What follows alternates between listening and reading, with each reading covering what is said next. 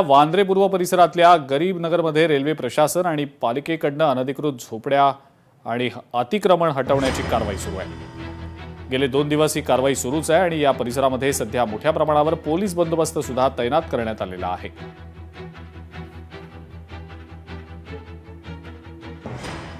त्या ठिकाणी रितसर अतिक्रमण काढण्याची जी काही कारवाई चालली होती त्याच्यामध्ये काही लोकांनी पोलिसांवर दगडफेक केली।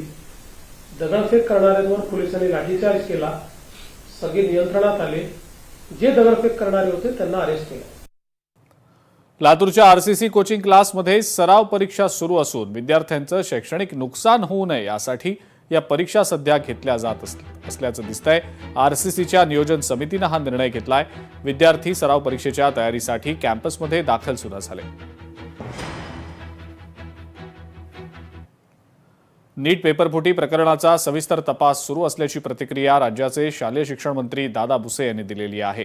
खाजगी क्लासेस संदर्भात नियमावली तयार केली जाणार असून नीट प्रकरणाची सीबीआयकडनं अत्यंत व्यवस्थित चौकशी सुरू असल्याचं दादा भुसेंनी म्हटलंय। नाही, आपल्या सर्वांना निश्चितपणे या गोष्टीचा खेद आहे।